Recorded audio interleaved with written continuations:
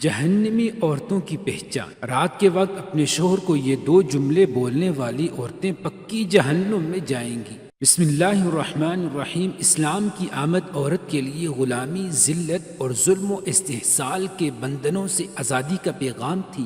اسلام نے ان تمام قبیح رسوم کا کلا کما کر دیا جو عورت کے انسانی وقار کے منافی تھی، اور عورت کو وہ حقوق عطا کیے جس سے وہ معاشرے میں اس عزت و تکریم کے مستحق قرار پائیں جس کے مستحق مرد ہیں۔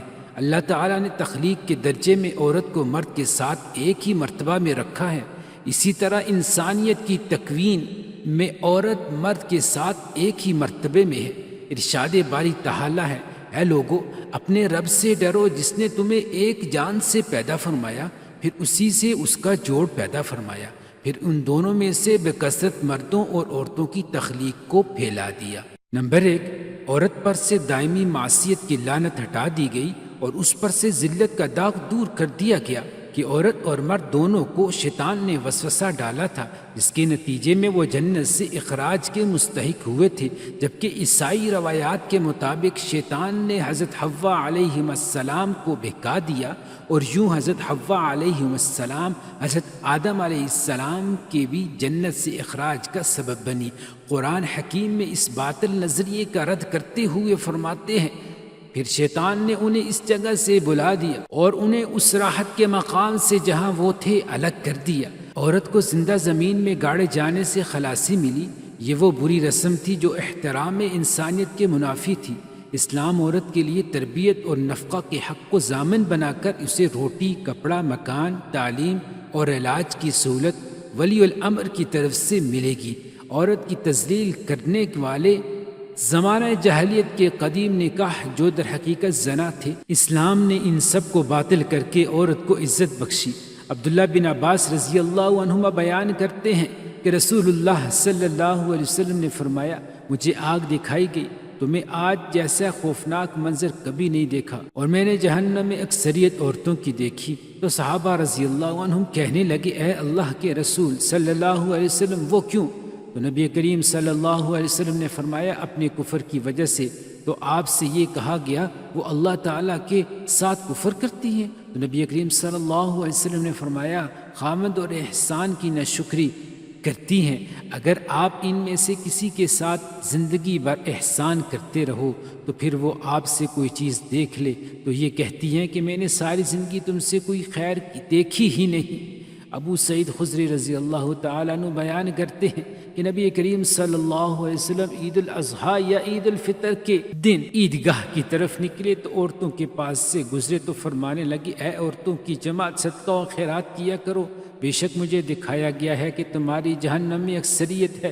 تو وہ کہنے لگی، اے اللہ کے رسول وہ کیوں؟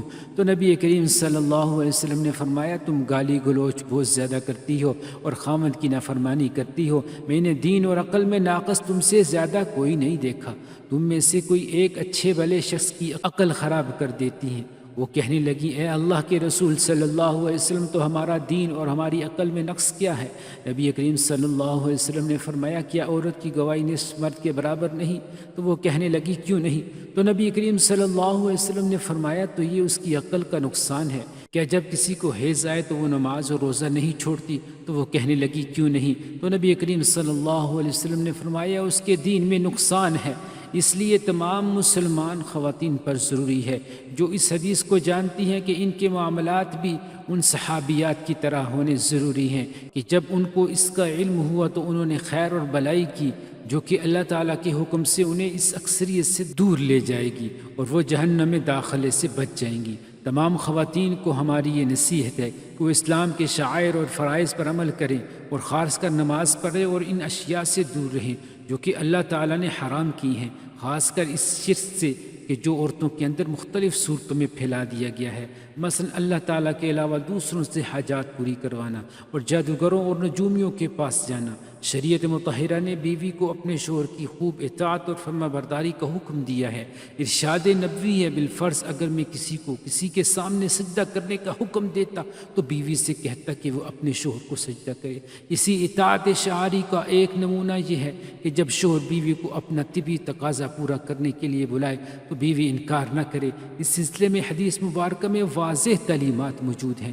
چنانچہ ارشاد مبارک ہے، جب آدمی اپنی بیوی کو اپنی حاجت پوری کرنے کے لیے بلائے اور بیوی انکار کرے، اس پر شوہر غصے کی حالت میں رات گزارے تو صبح تک فرشتے اس عورت پر لعنت بھیجتے رہتے ہیں۔ دوسری روایت میں ہے، جب شوہر اپنی بیوی کو اپنی حاجت پوری کرنے کے لیے بلائے تو عورت کو چاہیے کہ وہ اس کے پاس چلی جائے، اگرچہ روٹی پکانے کے لیے تنور پر کھڑی ہو۔ لہٰذا مذکورہ عورت کو چاہیے کہ وہ حتی الامکان شوہر کی اطاعت کرے اور جو کیفیت غیر اختیاری ہو اس کا اظہار نہ کرے، شوہر کو برا بھلا بھی نہ کہے، اللہ سے بردباری طلب کرتی رہے، اور شوہر کو چاہیے کہ وہ بیوی کی طاقت کو مد نظر رکھ کر اس سے تعلق قائم کیا کرے، اور اگر کوئی کیفیت بیوی کے اختیار میں نہیں ہے اس پر بیوی کا مواخذہ نہ کرے، بلکہ اللہ تعالیٰ سے دعا کرے کہ بیوی کے دل میں اس کی محبت آ جائے۔